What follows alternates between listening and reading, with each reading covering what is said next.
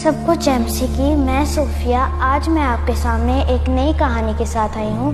ये कहानी परमेश्वर के दास अय्यूब की है जो ऊज देश में रहता था। उसके 7 बेटे और 3 बेटियाँ थी और वह ऊज देश में बहुत अमीर इंसान था।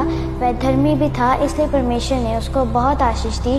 फिर एक दिन शैतान ने परमेश्वर से कहा, तेरा दास अय्यूब इसलिए तेरा भय मानता है क्योंकि तूने उसको बहुत कुछ दिया है। क्या तेरा दास अय्यूब बिना किसी लाभ के तेरा भय मान सकता है? फिर परमेश्वर ने शैतान से कहा कि जो कुछ उसका है वह सब तेरे हाथ में है, बस उसके शरीर को हाथ लगाए बिना उसके साथ जो चाहे वो कर सकता है।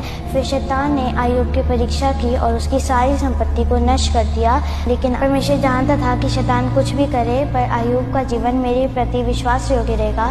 फिर शैतान ने अय्यूब की परीक्षा की और उसकी सारी संपत्ति को नष्ट कर दिया।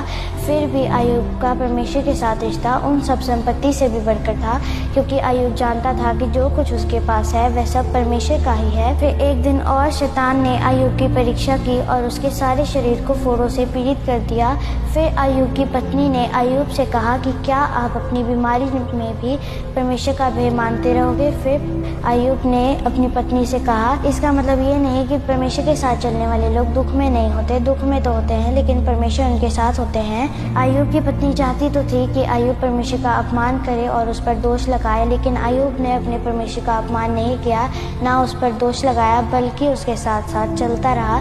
फिर अय्यूब के दोस्तों को पता चला कि अय्यूब बीमार है, तो वह उससे मिलने आए और उसे ऐसे सवाल करने लगे जो उसके विश्वास को कमज़ोर कर सकते थे। फिर वह उसकी बीमारी को देखकर उदास हुए और उसे कहने लगे, एक धर्मी व्यक्ति इस तरह की बीमारी में नहीं होते, ज़रूर तूने कोई पाप किया है, इसलिए तू अपने पापों का पछतावा कर, फिर परमेश्वर तुझे चंगाई देगा। लेकिन अय्यूब अपने आप में जानता था कि ये बात तो नहीं हो सकती, क्योंकि मैं तो धर्मी मनुष्य हूँ और परमेश्वर का भय मानता हूँ। फिर वह अपने दोस्तों की बातें सुनकर उदास हुआ और फिर परमेश्वर ने उससे बातें की। आज हमारे जीवन में बहुत से लोग आकर हमें परमेश्वर से अलग कर सकते हैं, हमें बुरा बोल सकते हैं, लेकिन यदि हम अपने काम में पवित्र हैं और परमेश्वर के साथ साथ चलते हैं तो परमेश्वर हमारी अगुवाई करते हैं और हमें हर एक मुश्किल से बचाते हैं। अय्यूब के दिन भले ही बुरे थे, लेकिन परमेश्वर उसके साथ है और उसकी देखभाल करते थे।